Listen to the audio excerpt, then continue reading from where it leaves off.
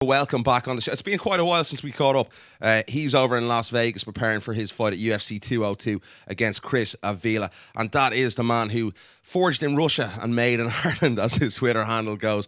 It is the Russian hammer, Artem Lobov. Artem, first of all, man, how's all with you? Great to have you back on. All good, Niall. Thanks very much for having me. Yeah, it has been a while, but it's good to be back. Awesome stuff. Artem, we just had a conversation there. You're over in Vegas. You guys have gone out a little bit earlier than usual. What's the reason behind you, John, Connor, and the rest of the guys, gone over to Vegas so early ahead of the fight? Well, yeah, to be honest, for us, it's always, progress. It's always evolution, always little adjustments. So for the Mendes camp, we came out about 12 weeks before the fight, and we found that to be maybe a little bit too long. Obviously, with Connor's injury, that was necessary. But then for the last Diaz fight, we only came out a couple of weeks before, and we found that to be maybe a little bit not enough. So we thought, we'll do in the middle this time, and we came out about 7-8 weeks before. So this should be perfect now. What's the routine there? Obviously, as someone like me, is someone who covers the sport, I find Las Vegas very monotonous. After a while, it's grand for 4 or 5 days. But anything above that, it gets very tedious. How do you find it being out there for so long? Can you keep yourself occupied outside of training and things like that? Does it bore you? Does it excite you? What's your feeling being there for so long? To be honest, I don't really mind, and this is different for us. When I say to people I'm in Vegas for 8 weeks, they always say, "Jesus, how are you gonna survive there for 8 weeks?" This and that, but I don't see any of the crazy side. I could be anywhere right now. The only reason it's here in Vegas because we have to get used to the climate where we're gonna be fighting in. But other than that, we have our routine. We train twice a day. It's just gym, home, eat, sleep, and that's it. So I'm excited because this is a preparation for a fight. This is something that I love to do, so it doesn't really affect me. And on days off, we still get to do, some fun stuff. Nothing crazy or anything, but we might go down to the strip or go see a show or something. Obviously no drink or anything like that, but it's good. You're surrounded with people you've been with for a very long time. All very fun guys to be around. So it's pretty good. Yeah, definitely. You said about adjustments there, Artem. How do you look back on your first 2 fights in the UFC? I know you were very frustrated against Ryan Hall. What adjustments have you made going into this fight? Where do you feel you need to work on? Definitely. In my last fight, especially against Alex White, I was, I kind of had trouble dealing with the range, even though it's something that I was able to deal with in the past, but maybe I needed a little refresh. I didn't really have anyone tall sparring in the preparation for him. Do you think possibly? So this is something. Do you think possibly you pushed a little bit too hard in that fight, and it didn't come flowy as Connor would use? Yeah, exactly. Yeah, that could be. Yeah, I forced it a little too much. Because obviously after the show, I know people always expect a big quick knockout from me. So that could be kind of in the back of my mind sometimes, and I just go in and try and get that one punch knockout. But that's the truth of the fight game, is that it never comes when you want it. If you don't really look for it, if you just let the fight happen, it will come naturally. So this is something that I look to implement in this next fight. What do you think of this fight? Obviously, Chris Avila, you're preparing for him. He's a teammate of Nate Diaz. I think the fight has sort of come around because of what Nate and Connor were saying about their teammates and the guys they train with. How do you feel towards Chris Avila? There's a bit of extra spice gone into this fight because of the whole situation, obviously, with Connor and Nate as well in the 2 gyms. Yeah, definitely. And I know that Nate was the one that suggested, the fight. So I take it, he's confident in Chris Avila. They have a lot of guys in that gym, so they wouldn't just put anybody out there. If they chose this guy, he must be pretty good. So I'm not taking him lightly. And of course, as you said, this is now team versus team, so it's going to be very important for me to get the win. Not even so much. I know that it won't. No matter what the result of my fight is, that wouldn't affect Conor. His mind is so strong, it's bulletproof. Nothing affects him. He can fight when there's a tsunami outside and a hurricane at the same time. He wouldn't be bothered. But I've heard Nate Diaz say that he doesn't really like fighting on the same card with his guys. So I know it would affect him. So if I can do even a 0.5% of help to Conor, in this fight, I definitely want to do that. So, I'm coming in there all guns blazing, and I'm definitely not losing this one. Is this fight almost got personal because of the situation and the back and forth that's taken place ahead of this fight and in the press conferences in the past, and obviously what happened, Conor coming off that loss at 202, and there's been more sort of talk with Nate Diaz, and as we said, the back and forth between the two teams. Is it almost on a personal level now? I don't know, to be honest with you. I'm not sure it's ever really personal. I mean, this is what we do at the Yeah. end of the day. It's golfers get paid to play golf. We get paid to fight each other. This is our sport. So I don't think, not on our side anyway. It's not really that personal. Yeah. But of course, we're taking this, as the most serious thing that has ever happened in our lives. And for the next, 8 weeks or so, this is going to be the only thing on our minds, and the victory is the only thing we think of, and that's what we're going to get on August 20th. Is there a little bit of extra pressure on you? Obviously, you're coming off 2 losses. Is there extra pressure going into this fight to win at all costs effectively? I've been in this situations many times in my life. It's obviously in the Ultimate Fighter house. When I went into the house, I had to win that first fight there. Because obviously I was brought right back in, and there's always pressure. And fighting in the UFC, there's always pressure. You always want to perform. You always have to win. Our sport is very, very cruel. Like in football, for example, you can easily have 2 bad games, and you still have a good season, and you still get to make money, and you get to, live your life. Whereas in MMA, if you have 2 bad games, that could mean you have had a really bad year, and that means that you might be cut from the UFC, and this is it. Your dream is over.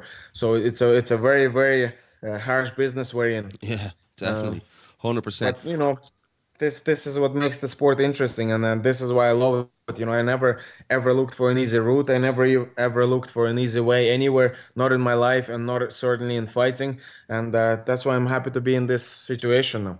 Definitely. Chris Avila, it's his UFC debut. A lot of people won't be familiar with him. I believe his stand-up is very good. What should we expect from him? What type of fighter is he? Yeah, I think, to be honest, he's trying to be Nate. Which is understandable. Him and Nate trained together, so he's really trying to imitate Nate's style. But I'm not sure, if that is a good idea to imitate Nate. Obviously, Nate has been, quite successful in the UFC with his style, but his style relies a lot on being a tough guy. He does get hit quite a lot.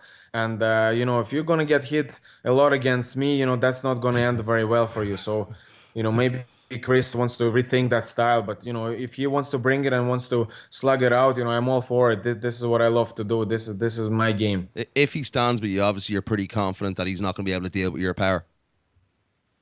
Yeah, definitely. I'm pretty confident if it stays standing, it's going to be a matter of time before I put an end to that fight. But I'm getting ready for everything. Obviously we have Dylan Dennis here now, very good jiu-jitsu guy, black belt, helping us with the jiu-jitsu. Obviously John Kavanagh is here as always, with all his jiu-jitsu knowledge. So I'm getting ready for everything. Yeah, what's that been like working with Dylan Dennis? Obviously, someone new coming into the gym, very highly decorated guy. We know how good John is as a coach as well, and John's jiu-jitsu is fantastic. Has it been a little bit, just 1 or 2 little things that he can do differently to spice it up a little bit? Yeah, definitely. And it's always, it's always nice when new guys, good guys come into the gym. It's always sort of like a new challenge. You get that little excitement. You get that little, fight feeling when you roll with a new guy or you spar with a new guy. You get that little feeling of unknown, because when you spar the same guys all the time, you get used to them. It's not the same anymore. But when you get that fresh guy for the first few weeks, it's a very unique feeling, very, very similar to the feeling you experience in the fight. So it's been good in that sense. And, we look at some of the comments that Nate has made, and he made the one, everyone's on steroids. What do you make of that comment? Is he just basically trying to get underneath, SBG's skin and Guy's skin by saying that and saying everyone else in the whole sport's on steroids? What do you make of these comments from Nate? To be honest, I don't know. Nate is Nate. He never really he never puts too much thought into things he says. Let's be honest now. It's they've got one brain cell between the whole team, and maybe that day wasn't his time to use it. So he just said it, but because Conor said this before as well, that two of his teammates have tested positive for steroids. So I don't know, when he says that, does he mean his own team, or what does he mean? Yeah. Fuck knows what he means. I'm not sure he himself knows what he means. So we're certainly not on steroids, never have been, and that is something that is not welcome in the gym at all. Yeah, of course. At any level, even among the amateurs or any guys in the gym. Yeah. That is not something that we welcome, and we take it very seriously. Yeah. And if anybody suspects anybody, or if anyone, we think somebody is on, that person is going to leave the gym. In fact, John recently had mentioned it to us. He's going to introduce compulsory testing in the gym. Brilliant. Because obviously, all of us take our careers seriously, and we don't want some amateur or whatever, or some guy that, only came in recently and he tests positive for something. Tarnishing the gym's name. He will bring bad reputation for the gym, and that's not something we want. As clean athletes, this is the way we train. None of this steroid stuff, hard training and good food, and that's it. That's it. Yeah, you're dead right. I think it was just Nate trying to get a reaction out of half the world of mixed martial arts by making those comments. How's Conor looking? Obviously, you work very close with Conor. How's he looking ahead of this fight? How's the preparation gone? Do you see an extra desire and hunger in Conor after that loss tonight? Oh, 100% I do see it. I mean, I've seen it before when he lost to Duffy, obviously, years ago, and he just got that urge to win, that desire again to just dominate everyone in every second, whether it's sparring, whether it's rolling, whether it's anything it could be. He just, that he got that new hunger. Yeah. And this is what I see now in training. So, he's going to be on a new level. I know it's hard to imagine Conor going to the next level, but believe me, August 20th, you will see that. Is it a blessing in disguise? Possibly he lost that fight, and he'll get rid of the ghosts come August 20th, and as you said, go to that next level. Is it potentially a big positive that Conor lost that fight? So he'll, as you said, he's feeling refreshed, and he's a lot hungrier and better now. Yeah.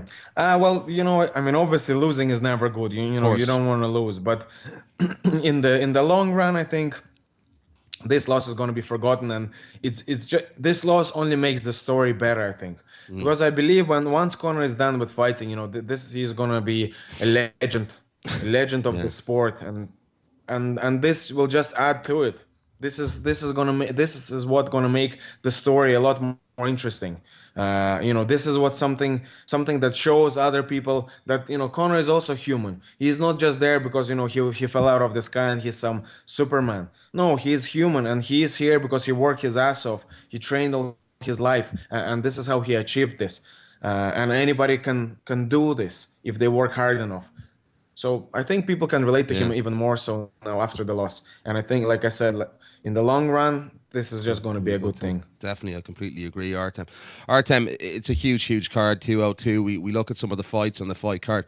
We've just had UFC 200 go by. It was an okay fight card. It wasn't anything out of the ordinary. In terms of numbers, the draw Conor brings, do you think this is going to be the biggest fight card of all time? Conor said in the press conference last week that 202 is the real 200. Do you feel that way as well? I certainly feel that way. Of course. I mean, I think you don't even need to be a genius, I think, to guess that. I mean, what did his fight with Nate did? 1.5 million on 10 days notice. Let's be honest. And who else was on that card? Nobody. It was just Conor. Yeah. So this next fight is going to be even bigger. It's a rematch. It's probably going to clear 2 million buys. I have a feeling. Yeah. No, I wouldn't be surprised. So it's definitely going to be the biggest one. But having said that, I actually really enjoyed the UFC 200. I thought there were some good fights. Yeah, it was nice to see Brock back in action, and nobody gave him a chance, but there he was. I was saying to everybody, do not bet on that fight. Yeah. You never know. Brock is an animal, and he showed that that night. And that main event, that was an unbelievable fight. Amanda Nunes just went in and absolutely destroyed Miesha Tate. And this is good to see. This shows that now there's more competition in the women's bantamweight division. You see the belt exchange hands multiple times. So that's good. The division was nearly dead last year. We were all saying, we needed some new contenders, and there's 5 to 6 ladies in there that can easily be world champions, and 4 of them have been in the last 12 months. So it's absolutely fantastic. And Peter Carroll, actually, a funny one here for you, Artem. Peter told everyone to put their mortgage on Mark Hunt to beat Brock Lesnar. There we go. No way. He just didn't want anybody to be able to afford going to Vegas. He just wanted to be the only one here. That's it. That's Peter Carroll. We know what kind of character he's like, Artem. We'll tell the truth about Peter Carroll. I just want to get your thoughts before we wrap it up, Artem. Do appreciate the time, my man. Your thoughts on the new ownership? Obviously, I had to ask that question. The new owners have come in for the UFC. What do you foresee in the future? Do you think there's going to be much changes over the next coming couple of years? I certainly hope not. I hope things stay the way they are right now. I really liked being part of the UFC with Dana and Lorenzo. There was no bullshit there. It's very simple. You want to be rich, you want to get paid, win fights, and be exciting. That's it. Very easy. If you can't do that, well, then you're not good enough. And I was cool with that. I was absolutely okay with that. So I really hope that things stay the way they are. Do you think fighters should be paid more across the board on the level? Honestly, a lot of people ask me, but UFC are the ones that pay more than anybody. And don't look at like the highest pay athletes, because I always say this: what difference does it make if the big star gets 5 million or if he gets 50 million? I don't give a fuck about that. He is doing just fine with the 5 million. Let's be honest. He's not starving. He's not struggling. Of course. Who you need to think about are the low level guys. Those are the main guys. And when you look at those guys, because they're the guys that are struggling to pay their bills. And when you take those guys, the UFC pays better than anybody in the world. They pay better than boxing. They pay better than any other MMA organization. And not just better, many, many, many times better. So, what can you say? You can't go to the highest payer and ask them to pay even more if they're already the highest payer. You should be going to Cage Warriors, you should be going to Bellator, you should be going to World Series of Fighting, all those other organizations, and get them to pay more the lower level guys. Yeah. Because if they start paying more, well, then the UFC wants to be the highest payer. They will raise their rates of pay as well. That's my opinion. Very, very. I never thought of it that way. It's a very sensible way of looking at it. Definitely agree with you. Like the real question people should ask: why is there a fighter on Mayweather's card that gets paid $1,000? Yeah, it's an absolute Why joke. couldn't Mayweather get 179 millions instead of 180, and we use that 1 million to pay everybody on the card well? Why couldn't they do that? Yeah, great point. So I really, really hope this Muhammad Ali act doesn't come into MMA, because if it does, this is what's going to happen. I'm going to be fighting on the card, and Conor, Ronda, whoever else, the big stars, they will get hundreds of millions, but everybody else, they're just fillers.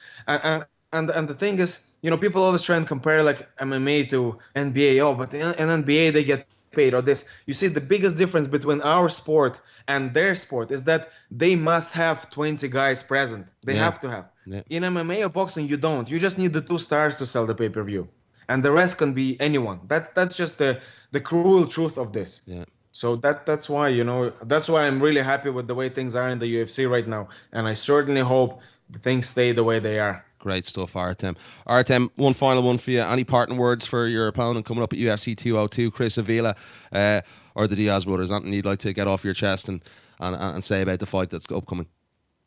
Yep. Get ready for war, guys. This isn't just a fight to us. This is a war. So bring it. Love it. Artem, always a pleasure to have you on the show. The guys can find you on Twitter at RussHammer MMA. Absolute pleasure, my friend. Do appreciate the time. Thanks very much, Niall.